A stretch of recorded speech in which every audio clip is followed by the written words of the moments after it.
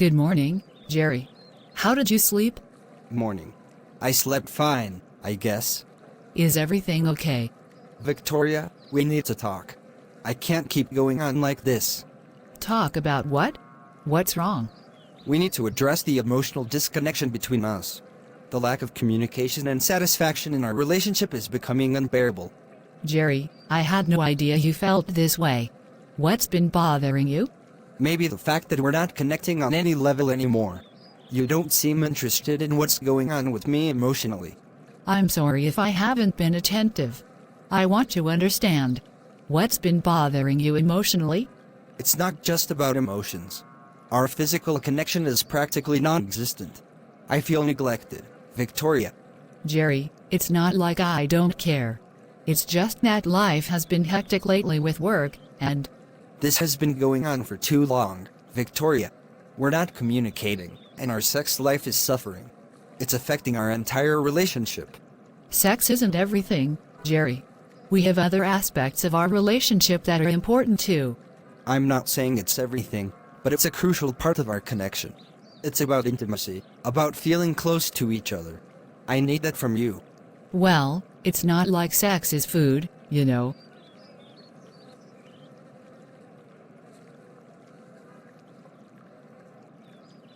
Victoria, you can't just brush it off like that. It's about feeling desired and connected. We need to address this. Jerry, I hear you, and I didn't realize how much this was affecting you. Let's talk about how we can work on reconnecting emotionally and physically. I'm glad you're willing to talk. I love you, Victoria, but we need to find a better balance in our relationship. I love you too, Jerry. Let's work on this together. It would mean a lot to me if we could prioritize our physical connection more.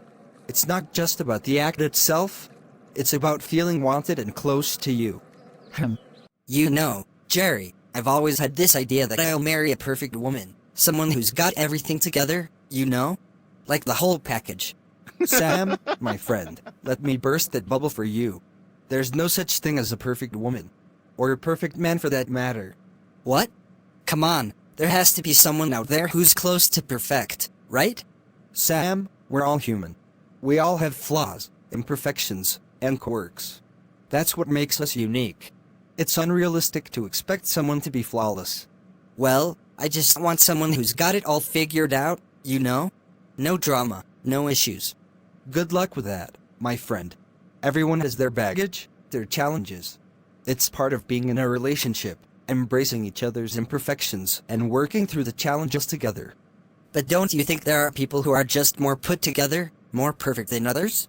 Sure, there are people who seem to have it more together on the surface, but you never know what's going on beneath. Plus, perfection is subjective. What you see as perfect might not be the same for someone else. I guess you have a point. But I still want someone who's close to perfect, you know, for a smoother marriage. Sam, it's not about finding someone perfect. It's about finding someone whose imperfections you can embrace and who can embrace yours. That's what makes a relationship strong. Perfection is an illusion that can lead to unrealistic expectations and disappointment. I suppose you're right. Maybe I need to adjust my expectations a bit. That's the spirit, my friend. Marriage is about navigating life together, imperfections and all. It's the journey that matters. Thanks for the reality check, Jerry. I appreciate it. Anytime, Sam. Remember, imperfections are what make love real. Hey, Sarah, I've been thinking about the importance of intimacy in our relationships lately. Do you ever find yourself reflecting on that? Absolutely, Victoria. It's a significant part of our lives, and I believe it plays a crucial role in fostering connection with our partners. I couldn't agree more. I've found that being open and communicative with my husband has really enhanced our relationship. It's like we've developed this deeper level of understanding and closeness. That's beautiful, Victoria. I think it's crucial to prioritize not just the physical aspects, but also the emotional connection. When both elements align, it can be incredibly fulfilling. Definitely. I've also realized that there is something empowering about embracing and understanding our own desires. It's like a journey of self-discovery. Absolutely. Knowing what brings you pleasure and being able to express that to your partner can strengthen the bond you share. It's about mutual respect and understanding. It's interesting how societal perspectives on these topics have evolved. I've been reading about how healthy conversations around sex can help break down stigmas and contribute to overall well-being. True. Breaking those barriers is important. We should encourage an open dialogue that promotes understanding and acceptance, respecting that everyone's experiences and preferences are unique. Couldn't have said it better, Sarah. It's about fostering a healthy and respectful environment where everyone feels comfortable expressing their needs and desires. Victoria, we need to talk. I've been feeling neglected, and it seems like you just don't understand how much this is affecting us. Jerry, I know things haven't been great lately. I'm aware of it, and I want to find a solution. It's just that work has been so demanding, and I've been exhausted. I get it, Victoria, but it's been going on for too long. I can't keep feeling like I'm not a priority in your life. I hear you, Jerry. I've been thinking about it a lot, and I'm willing to work on this. I don't want our marriage to suffer. It's not just about work, Victoria. It's about us, about our intimacy. I feel like you don't make an effort to understand how much it matters to me. I'm sorry, Jerry. I do understand, but it's not as simple as just flipping a switch. I'm trying my best to juggle everything. Trying your best? That's not enough. We need to find a way to strike a balance. I can't keep feeling like I'm on the back burner. I know, Jerry. I've been thinking about some changes we could make. Maybe we could schedule specific times for us, or find alternative ways to be close that don't require a lot of energy. I've heard this before, Victoria. I need to see action. I need to feel like you genuinely want to make things better. I do, Jerry. I love you, and I want our marriage to thrive. Let's work on this together. Maybe we can set aside time each week, or even just small gestures, to show that we're committed to each other. I just want to feel connected to you again, Victoria. I miss us. I miss us too, Jerry. Let's make a plan and commit to it. I'll do my part to find that balance between work and our marriage. Remember the conversation we had last time about our intimacy? Yes, I remember. I promised to make an effort and strike a better balance, didn't I? Jerry, I didn't mean to let things slide again. I guess life got in the way, and I lost focus. I understand life can be hectic, but our connection is important. You promised to prioritize it, and it seems like we're falling back into old patterns. I'm sorry, Jerry. I didn't realize it was affecting you this much. I truly want to make things better. It's not just about making promises. It's about consistent effort. I need to feel that you're committed to this, that our relationship matters to you. You're right, Jerry. I can't just promise. I need to show it through my actions. I want us to be happy, and I'll do my best to find that balance. Okay, Victoria, you need to figure this out. Jerry's been complaining a lot, and I can't ignore the fact that our intimacy has taken a hit. It's time to strike a balance between work and our love life. First things first, I need to acknowledge that it's okay to feel tired and overwhelmed. Life is hectic, and work takes a toll. But I also need to recognize that Jerry has legitimate needs and feelings. Maybe I can look at my schedule and see where I can carve out some time for us. It doesn't have to be extravagant, just some quality time where we can reconnect. Date nights don't always have to mean going out. I should talk to Jerry about this. Communication is key. I'll let him know what I'm going through and that I want to work on finding a solution together. It's not about blaming, but understanding each other's perspectives. Perhaps we can explore different ways to be intimate that aren't physically demanding. It's about closeness and connection, and there are various ways to achieve that without adding more stress. I also need to take care of myself. Maybe incorporating some self-care routines can help with stress management. If I'm in a better place mentally and physically, it'll reflect positively on our relationship. It's important to be realistic about what I can handle. It's okay to say no to additional responsibilities if it means preserving our relationship. Striking a balance means knowing my limits and setting priorities. I shouldn't hesitate to seek support from friends or family. Sometimes talking to someone outside the relationship can offer valuable insights and advice. Lastly, I need to commit to making an effort. It won't happen overnight, and it'll require both of us to be patient and understanding.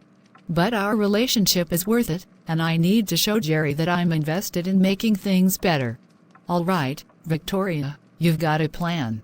Now, it's time to put it into action. It's about finding that balance and nurturing the love you and Jerry share.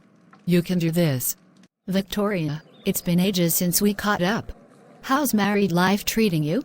Oh, Rachel, it's a roller coaster, you know.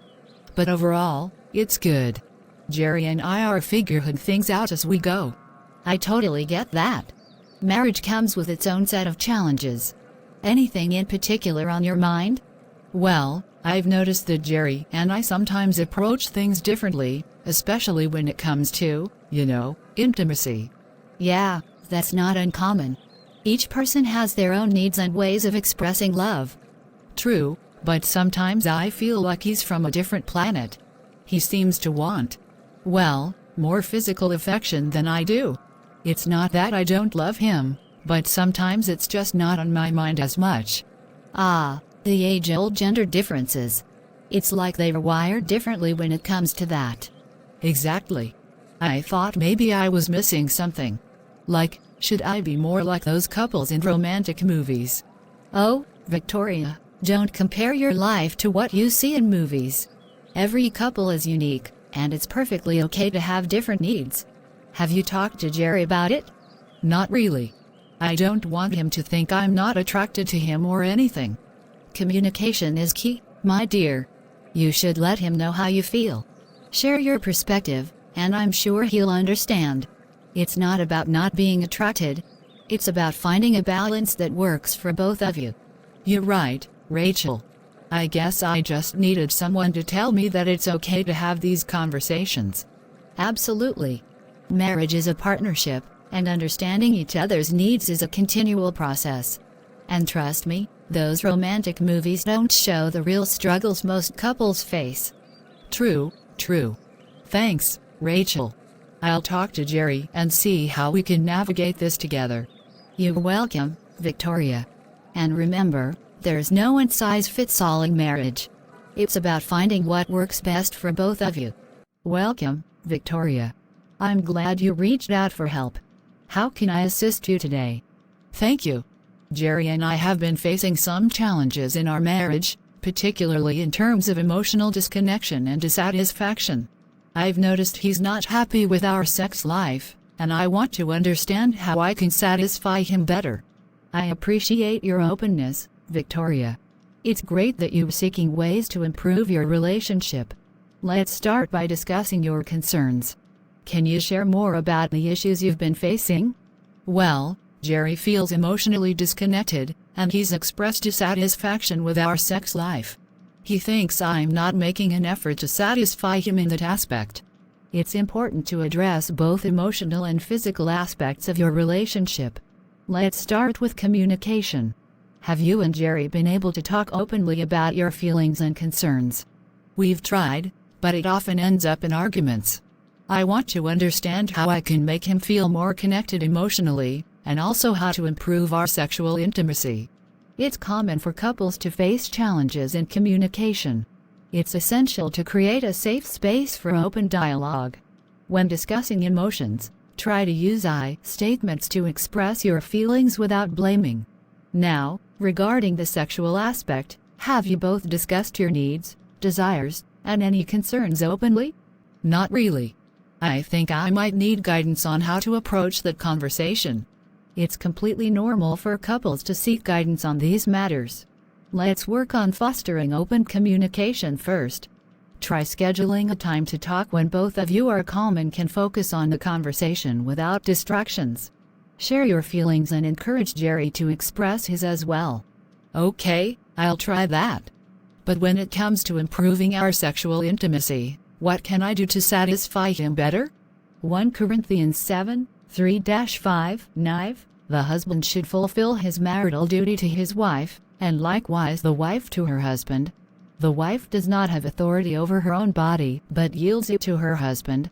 In the same way, The husband does not have authority over his own body but yields it to his wife. Do not deprive each other except perhaps by mutual consent and for a time, so that you may devote yourselves to prayer. Then come together again so that Satan will not tempt you because of your lack of self-control. Understanding each other's desires is crucial. Take the time to explore each other's needs and fantasies. Communication plays a key role here too. Ask Jerry about his preferences, and share yours as well. Be open to trying new things together, and make sure to create an environment where both of you feel comfortable expressing your desires. Sexual intimacy can play a significant role in fosterhood peace, increasing love, and promoting agreement within a romantic relationship.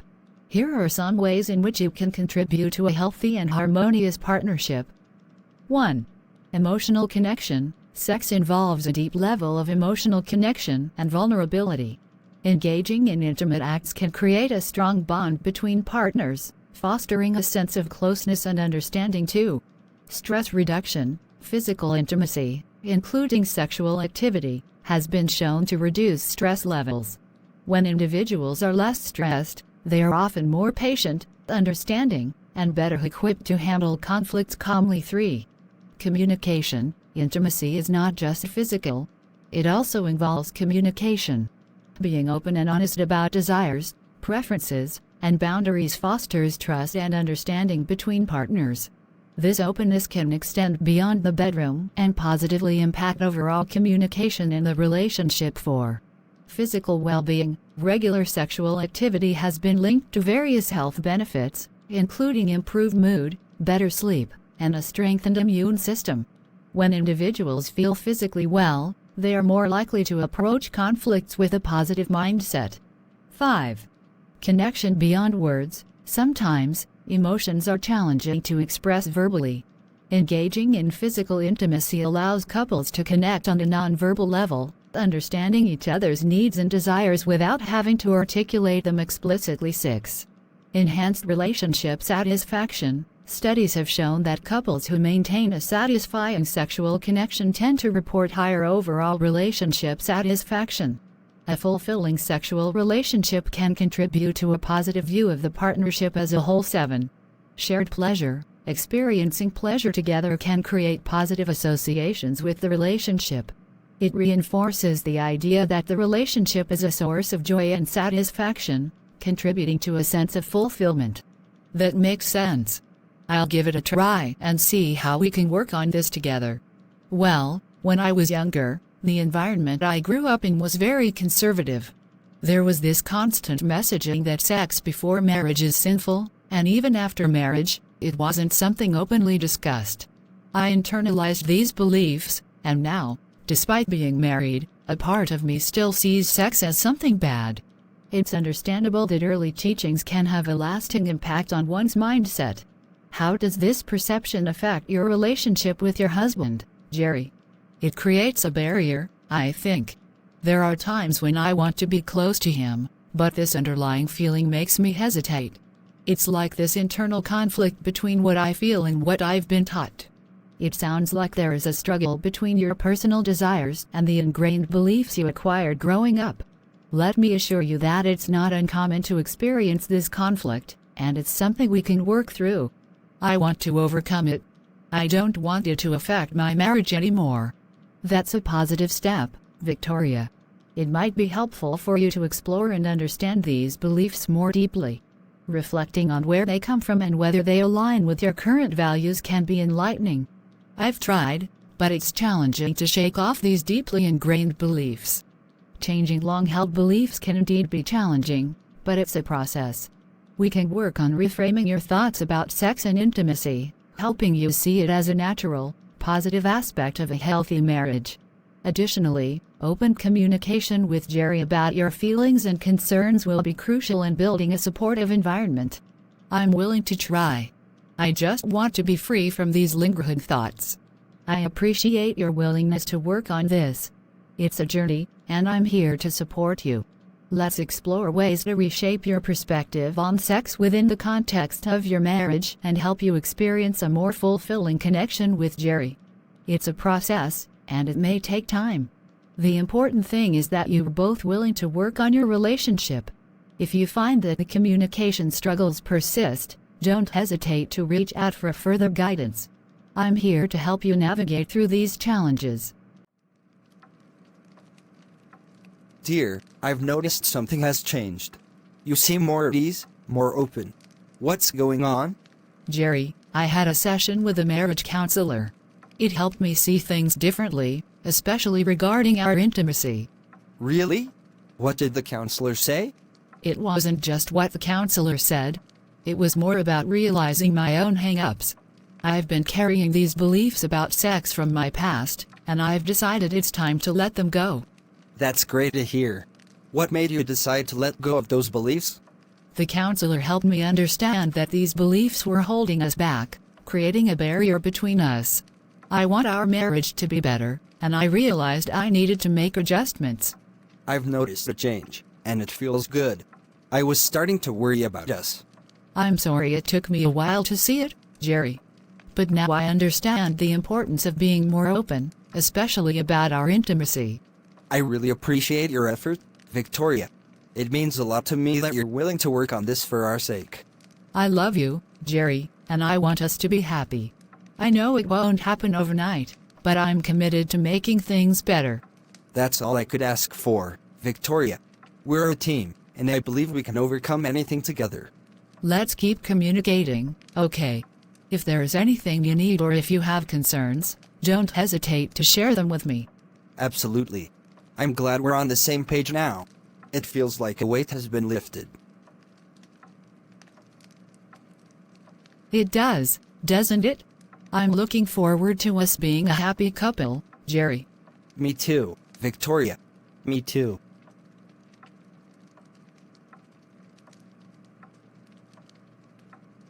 If I had only known earlier, I should have listened to him. Making those adjustments brought a positive change, not just for him but for us. Intimacy is indeed powerful. It's like rediscovering each other. I can't believe how much joy and connection it has brought back into our marriage. It's not just about the physical act, but the emotional closeness that comes with it. I feel like we're truly partners again. I've learned that communication is key. I wish I had understood that earlier. Being open about our desires and concerns has created a space for understanding and connection. It's like a whole new level of intimacy. And the little things matter too, the gestures, the affection, the shared moments. It's not always about grand gestures. Sometimes, it's the small, everyday things that strengthen the bond. I've come to realize that being vulnerable is not a weakness. It's a strength. Opening up and expressing our needs has brought us closer. It's a two-way street, and I'm grateful we're both willing to navigate it together. I used to think that certain beliefs about sex were set in stone, but now I see that it's okay to challenge and change them if they hinder the growth of our relationship. It's liberating. It's never too late, though. We're on this journey, and I'm excited about the possibilities. Our marriage has the potential to be stronger and more fulfilling than ever before. I just need to keep learning, adapting, and appreciating the beauty of our connection.